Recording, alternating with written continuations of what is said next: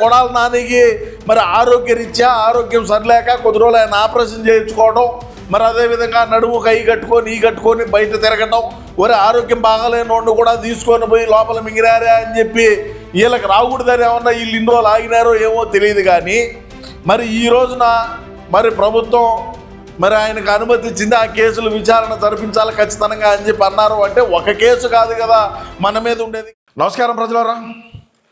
మరి గతంలో మన అన్నకు ప్రియ శిష్యుడిగా, మరి అదేవిధంగా ముఖ్య అనుచరుడిగా ఉన్నటువంటి మన పార్టీకి సంబంధించిన మాజీ మంత్రివర్యులు, మాజీ శాసనసభ్యులు కొడాలి నాని పైన మరి గతంలో ఎన్ని కేసులు ఉన్నాయి, ఏంది కథ, ఆయన మాట్లాడినటువంటి భాష కావచ్చు, ఆయన చేసినటువంటి పనులు కావచ్చు, ఆయన ఏ విధంగా బెదిరింపులు, ఏ విధంగా భూ కబ్జాలు, ఏ విధంగా ప్రభుత్వానికి సంబంధించినటువంటి భూములు మింగటం, మరి ఆడైనా సరే ఆయన కన్నుపడితే ఏ విధంగా కబ్జాలు చేయటం, ఇసుక దందా, మరి మట్టి దందాలు, మట్కాలు, మాఫియాలు, మరి అదేవిధంగా పెట్లర్లు, మరి ఎక్కడో గోవాలో ఉండేటువంటి క్యాసినోని మరి గుడివాడకు పరిచయం చేసినటువంటి గనులు, మరి అంతటి చరిత్ర కలిగినటువంటి వ్యక్తిగా పేరు ప్రఖ్యాతులు ఉండేటువంటి మన కొడాలి నాని పైన మరి కూటమి ప్రభుత్వం ఏదో కేసులు విషయంలో ఆయన ఏదో చేస్తారని చెప్పి ఒక చిన్న ఇది వచ్చింది. మరి ఏందనేది మనం చూద్దాం.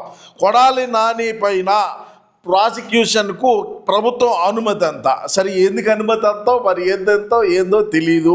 మరి అదేవిధంగా మాజీ మంత్రి కొడాలి నానిపై నమోదైన కేసు విచారణకు రాష్ట్ర ప్రభుత్వం గ్రీన్ సిగ్నల్ ఇచ్చింది. 2021 ఎన్నికల సందర్భంగా అప్పటి ప్రతిపక్ష నేత, ప్రస్తుత సీఎం నారా చంద్రబాబు నాయుడు, అప్పటి రాష్ట్ర ఎన్నిక కమిషను నిమ్మగడ్డ రమేష్ కుమార్పై కొడాలి నాని చేసిన వ్యాఖ్యలపై నమోదైన కేసులో విచారణ ముందుకు పోయేటువంటి తరుణం అంట. అంటే గతంలో మనం అప్పుడు అంటే నిమ్మగడ్డ రమేష్ అయితే ఏమి, చంద్రబాబు నాయుడు ఏది, ఎవడైనా సరే మనం ఆ కులాన్ని తిట్టేదానికే కదా మన అన్న మనకు మంత్రి పదవి ఇచ్చింది.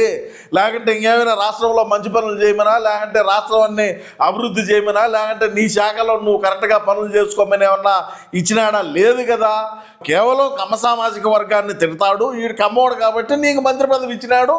గతంలో కూడా మరి అదే విధంగానే మనం చూసుకున్నట్టే చంద్రబాబు నాయుడు గారిని కావచ్చు, నారా లోకేష్ని కావచ్చు, మరి ఆ నిమ్మగడ్డ ఎలక్షన్ కమిషన్ నిమ్మగడ్డ రమేష్ గారిని కూడా ఏ విధమైనటువంటి భాష, ఏ విధమైనటువంటి వ్యాఖ్యలు చేసినారు, ఎటువంటి అనుచితమైన వ్యాఖ్యలు చేసినారు, ఒక ఎన్నికల కమిషన్ని ఏ విధంగా మాట్లాడినారు, ఎందుకు మాట్లాడాల్సి వచ్చిందంటే మనోడు 30 సంవత్సరాల పాటు అధికారంలో ఉంటాడనే. ఇప్పుడు ఈడ కేవలం ఒక 2021 పంచాయతీ ఎన్నికల సందర్భంలో చేసినటువంటి వ్యాఖ్యలు ఏవైతే ఉన్నాయో ఆ కేసు ఒకటే కాదు, కొడాలి నానికి కౌంట్ డౌన్ మొదలైంది. ప్రతి ఒక్కటి కూడా ఆయన మీద నమోదైనటువంటి కేసులు, పెట్టినటువంటి కేసులు ఏవైతే ఉన్నాయో, మరి ఈ కూటమి ప్రభుత్వం 2 సంవత్సరాలు అయిపోయింది, ఏమి ఇన్ని రోజులు మమ్మల్ని ఏం చేయలేదని మేము కూడా మా పార్టీకు సంబంధించిన వ్యక్తులు, కొడాలి నాని దగ్గర ఉండేటువంటి పాలేర్లు కావచ్చు, మాలాంటి వాళ్ళం కావచ్చు, కొడాలి నాని దగ్గరికి రావాలంటే భయపడతారు లేప కూటమి ప్రభుత్వంలోనే అనుకున్నాం. వాస్తవం అది. కానీ తీరా చూసే కొడాలి నానికి మరి ఆరోగ్యం సరిలేక కొద్ది రోజులు ఆయన ఆపరేషన్ చేయించుకోవడం, మరి అదేవిధంగా నడుము కై కట్టుకొని బయట తిరగటం, ఆరోగ్యం బాగాలేనోడిని కూడా తీసుకొని పోయి లోపల మింగిరారా అని చెప్పి వీళ్ళకి రాకూడదని ఏమన్నా వీళ్ళు ఇన్ని రోజులు ఆగినారో ఏమో తెలియదు. కానీ మరి ఈ రోజున మరి ప్రభుత్వం మరి ఆయనకు అనుమతి ఇచ్చింది, ఆ కేసులు విచారణ జరిపించాలి ఖచ్చితంగా అని చెప్పి అన్నారు. అంటే ఒక కేసు కాదు కదా మన మీద ఉండేది, కేవలం ఎన్నికల కమిషను ఆయన పేరే కాదు కదా, ఆయన నిమ్మగడ్డ ఏం పేరు రమేష్ గారి పేరు ఒకటే కాదు కదా ఉండేది, ఆయన్నే కాదు కదా, అందరినీ ఉన్నాయి. ఇంకా అందరూ కూడా గతంలో క్యాసినో పెట్టినప్పుడు కూడా బయట నీ నియోజకవర్గంలోనే కేసులు పెడితే తీసుకున్నారు లేదో మరి కూడా వచ్చాయి. ఒకవేళ తీసుకొని రిజిస్టర్ చేస్తున్నా, నువ్వు మరి మంత్రిగా ఎఫ్ఐఆర్ కట్టున్నా కూడా మనం మంత్రిగా ఉన్నావు, ముఖ్యమంత్రి అన్న ఉన్నాడు, మరి ఇట్లాంటివన్నీ కూడా మనం పోయి అడుగుతామా నాని గారిని, మనకు వచ్చేదనో లేకంటే మన ఐజీ గారు చెప్పినారనో, మన డీజీపీ చెప్పినాడనో. ఆ రోజుల్లో నువ్వు మంత్రిగా ఉన్న రోజుల్లో ప్రతి ఒక్క నువ్వు ఆడిందే ఆట, పాడిందే పాటగా కొనసాగింది ఆ రోజుల్లో. మరి కూటమి ప్రభుత్వం వచ్చింది, ఖచ్చితంగా వాటి మీద అన్నిటి మీద కూడా విచారణలు ఉంటాయి, చట్టపరమైనటువంటి చర్యలు ఖచ్చితంగా తీసుకోవాలి. గతంలో మరి ఇదే కొడాలి నాని ఏ విధంగా ఇసుక, ఏ విధంగా అక్రమంగా మరి మట్టి ఒక మాఫియాను ఏర్పరిచినావు కదా నువ్వు గతంలో. ఎవడైనా సరే మాట్లాడితే వాళ్ళని ఏ విధమైనటువంటి పదజాలంతో మాట్లాడేవాళ్ళు, అదే నీ పాలేరులు ఏ విధంగా ఎవరైనా వెల్చర్లు వేసి ఎవరైనా లేఅవుట్లు వేసి అమ్ముతామంటే నీ గెద్దలు ఏ విధంగా వాలేటి ఆడా, నీ పాలేరులు ఏ విధంగా అక్కడికి వాళ్ళని ఏ విధంగా భయభ్రాంతులు గురి చేసేవాళ్ళు, ఎంతెంత కమిషన్లు ఇచ్చేవాళ్ళు ఈకింటా ఉంటే కొన్నిసార్లు అయితే ఎవరైతే ఆ వెల్చర్లు వేసారో వాళ్ళు కూడా మేము అమ్ముకోలేములే, మేము మిగిలేము, మేము ఇది అమ్ముకోలేమని బయటికి పోయినటువంటి సందర్భాలు కూడా ఉన్నాయి కదా. ఇష్ట ప్రకారం అధికారంలో మనం ఉన్నాం, మనం మంత్రిగా ఉన్నాం, మనం ఆడిందే ఆట పాడిందే పాట అని నీ ఇష్టానుసారంగా మరి చెలరేగిపోయి పెట్టరేగిపోయినావు. ఈరోజు ఖచ్చితంగా వాటన్నిటికీ కూడా మనం వివరణ ఇవ్వాల్సినటువంటి సమయం ఆసన్నమైంది. మరి ఈ ఒకటే కాదు, మన మీద మచ్చుగా కేసులు ఉన్నాయి రాష్ట్ర వ్యాప్తంగా. మరి వాటన్నిటికీ కూడా మనం ఖచ్చితంగా ప్రజలకు మనం సమాధానం చెప్పాలి. ఎందుకంటే మనం ఒక ప్రజాప్రతినిధిగా ఉండి మనం ప్రజలకు బాధ్యతారహితంగా ఉండాల్సినటువంటి వ్యక్తులు బాధ్యతను మర్చిపోయి మనం ఒక ప్రజాప్రతినిధి అనే సోయ కూడా లేకుండా నీ ఇష్ట ప్రకారం అవినీతి, అక్రమాలు, గుట్కాలు, మటకాలు, క్యాసినోను ఎవడైనా భారతదేశ చరిత్రలో ఏడైనా ఉన్నదా?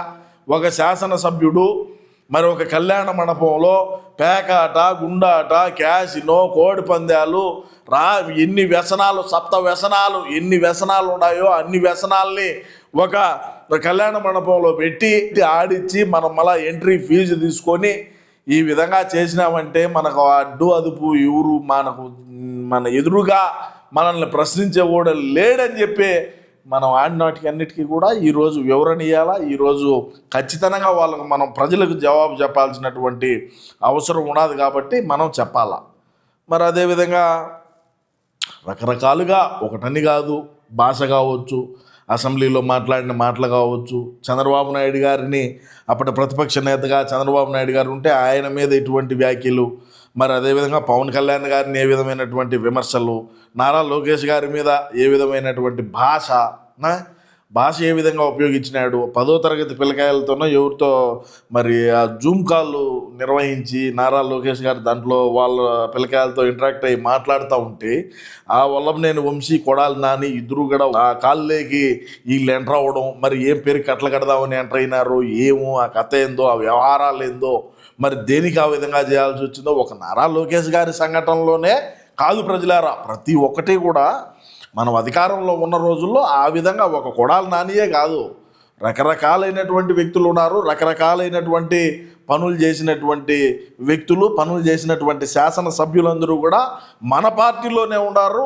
మనకు మరి అటువంటి చరిత్ర కలిగినటువంటి వ్యక్తులంగా మనం పేర్లేకి వచ్చినామని కూడా నేను ఈ సందర్భంగా తెలియజేసుకుంటూ, మా అన్న అధికారంలో ఉన్నప్పుడు వీళ్ళు మంత్రులుగా ఉన్న సమయంలో చేసినటువంటి ప్రతి ఒక్కరూ కూడా 151 మంది శాసనసభ్యులు గెలిచే 151 మంది శాసనసభ్యులు కూడా వాళ్ళ చేతివాటాన్ని చూపించి బ్రహ్మాండంగా ఆర్థికంగా నిలదొక్కున్నారు.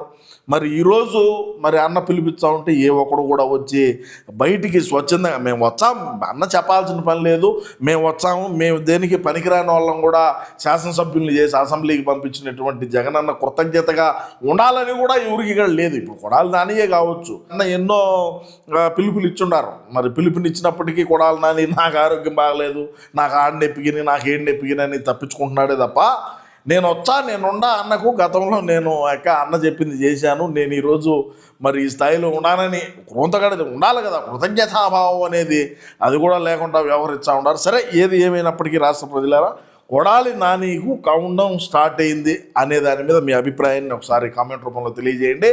నమస్కారం.